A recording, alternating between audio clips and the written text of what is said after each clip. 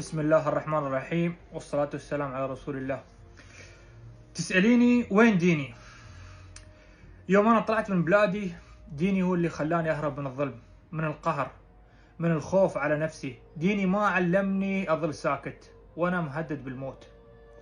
يوم أبوي ضابط ترى هو حلف إنه يشتلني، لأن أنا تزوجت وحدة أجنبية. فوق هذا بكل العذاب اللي أنا مريت فيه وأنا صغير، المهم الظروف مرت. يوم أنا كبرت قال صار هالموضوع. وين ألقى رحمة؟ لا أهل، لا حماية، لا دولة. أنت مرتاحة في بيتك، أنت مرتاحة في بيتك معززة مكرمة، تتكلمين عن الوطنية، وأنت عمرك ما ذقتي الحرمان، ما ذقتي الحرمان ولا طحتي في اليوع.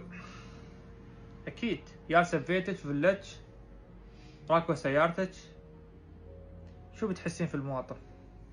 سهل تشرين بصبعك تقولوا لي هارب تضحكون عليه، هذا مواطن هارب، تضحكون عليه، تتنمرون عليه.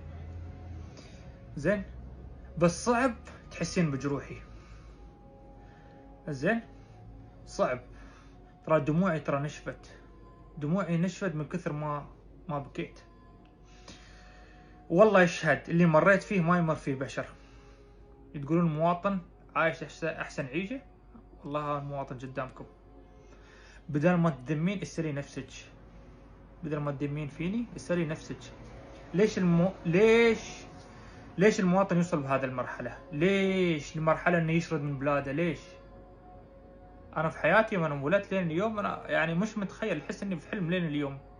زين، اذا لين الحين انت تحسين ان الانسان لازم يندفن هو مظلوم، تراك انت غلطانة. فاسمحي لي اقول لك، مشكلة في انسانيتك.